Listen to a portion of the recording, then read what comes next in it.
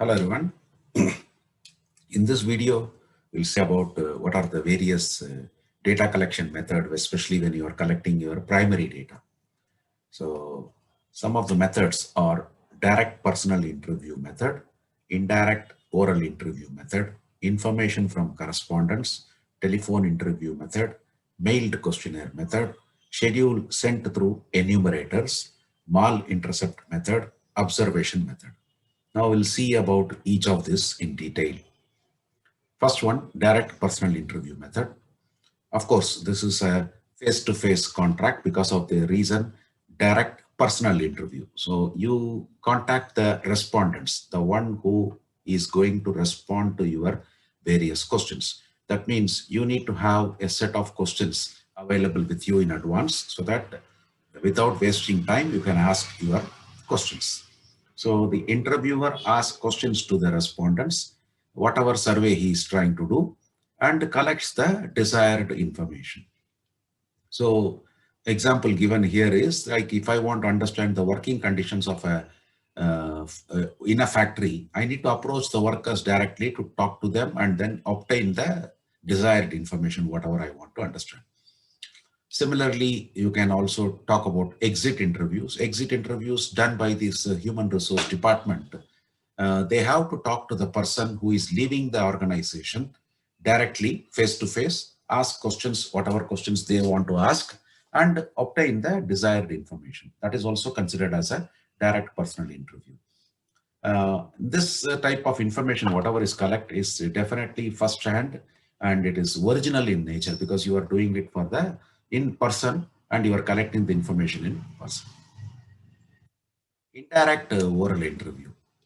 Here, suppose if I am the investigator, what I will do is I will appoint some third parties and call them as witnesses who can able to collect information whatever I want from a set of respondents in a particular area. When do I do this? Like in case if I feel that if I directly approach those respondents, they may not answer me. Like for example, I want to do some data collection regarding drug addiction in a particular area or a liquor addiction in a particular area. I may not be able to get the right information from those people who are already addicted, but I can approach their relatives or friends who can get those information, whatever I desire. They will be able to extract that information because it is, if I approach directly, it may become complex. I may not properly get the reply. So in such cases, I may use this indirect oral interview method. Information from correspondents. Again, I appoint local agents or correspondents. Generally, these newspaper agencies adopt this methodology. They do it because they may be requiring regularly some sort of information or news from that area on a regular basis. So they feel the importance of having local agents or local correspondents in that area so that they can able to obtain the information on a regular basis. So after collecting the information, those local agents will transmit the information to the central office. Advantage, definitely it is very cheap because you already appointed, and it is suitable only if you require the information on a regular basis. Otherwise, it becomes a burden for you to have an agent appointed permanently.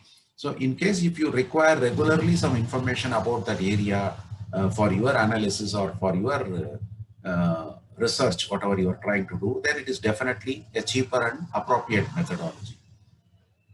Disadvantage in this is that the agents or the correspondents who are passing information, if they are biased, they have some prejudice, personal prejudice or bias, that may affect the accuracy of the information what they are passing it on to you.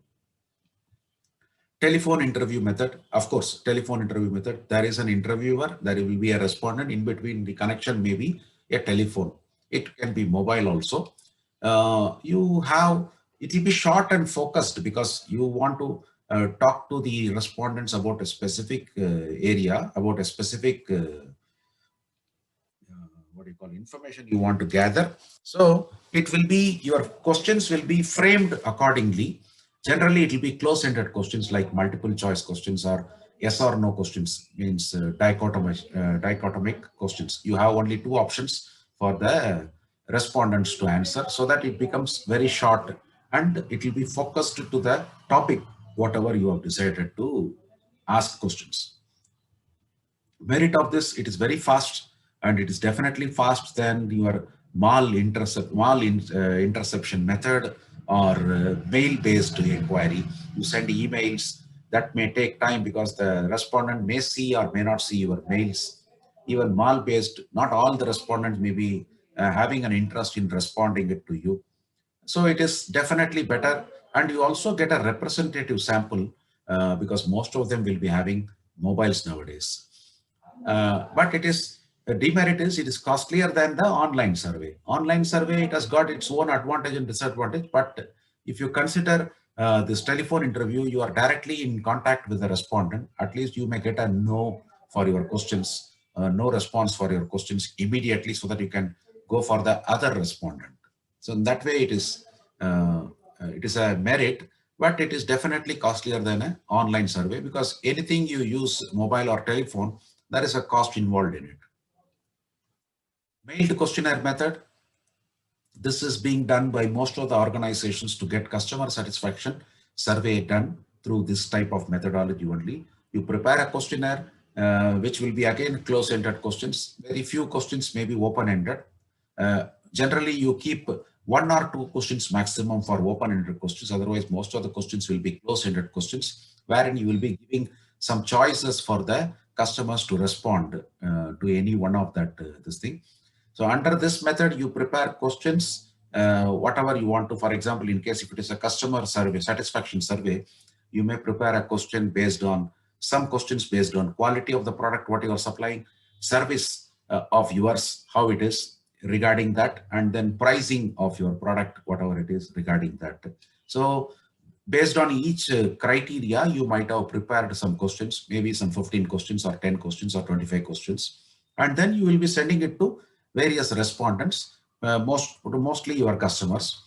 So otherwise, in case if you don't get a response, you may even talk to the customer over phone, requesting them to respond to those, to that questionnaire, what you had sent it. This is mailed questionnaire method. Schedules sent through enumerators. Enumerators are nothing but your, what do you call, your interviewers or your researcher. You can call them as enumerators. You are sending your representative, who is considered to be an enumerator, along with a questionnaire. What is the difference between a schedule and a questionnaire? Questionnaire generally written, the response is given by the respondents themselves, means they fill it up, the questionnaire themselves. In this case of schedule, what is done is your enumerator fill up after getting a reply from the respondent. They fill up in the questionnaire, whatever questionnaire they have in their hand, right? So this is definitely useful when the respondents are illiterate, because they may not be able to fill up the questionnaire, which your enumerator can able to fill it up. So it will have a little scope for non-response, because you are meeting them personally, your enumerator is meeting them personally, and it is again more reliable, and it can be, accuracy of the statements can be checked by having supplementary questions wherever necessary. I may ask a particular question in one angle, the same question I can just modify it so that I get a other reply. I can match this reply and the previous reply, whether there is an alignment with those two things or not. But only drawback is that whomsoever enumerators you are sending, they should be skilled enough, which means that the training is necessary for them to get themselves prepared, so that they can able to ask questions in such a way that it doesn't harm the, or it doesn't it will have a good rapport. I mean, the way they ask the questions should create a good rapport with the respondents. So for that, you need to train the enumerators. That is the only demerit. Otherwise, it is a good methodology to get your survey done. Mal intercept method. Nowadays, in most of the urban, semi-urban areas, you have malls, where you can definitely able to get the response from many of the customers who walk into the mall or who are going out of the mall. It is definitely faster than the mail, because you are meeting those people personally. It is very good for any new product testing in order to get a response from the respondents. But only drawback is that malls are available, as I told, it is available in urban or semi-urban. It may not be there in villages or any rural areas. So there, those people, you may not be able to get a feedback, but it can be decided like what type of product. If your product is focused on urban or semi-urban, then you can think about this methodology. Another demerit is that it is slower than, the response what you get is slower than phone. So generally, it is like that. Observation method, very useful method, because you are personally observing, or your person, your representative personally observe the behavior or anything, any event what is happening. But you don't put any control over there. Whatever you observe, you capture that and you record that. So it cannot be used to investigate the reasons or causes. Only you can capture the observations. So you need to wait for some event to occur for you to capture this. That is another drawback in this. Otherwise, observation, you can say it is manual also, it can be mechanical also. Mechanical in the sense, even your CCTV cameras, they are all observation methods only. What is happening, what is getting captured. Most of the shops or most of the banks, in all public places, you may find CCTV cameras being installed. And apart from that, there are other mechanical observation methods also available, which can capture your attraction, your eye rotations, etc. Right?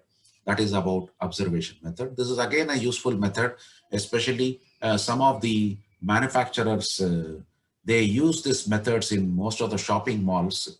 They put their person also to capture how, for example, if it is a toy manufacturing company, they put their representative to capture how children are reacting to any of their toys, new toys, what is being launched in the market. So these are different methods in your primary data collection. In case if you find the contents of this video to be useful, I request you to please like, share it with your friends, and also subscribe to my channel. Thank you.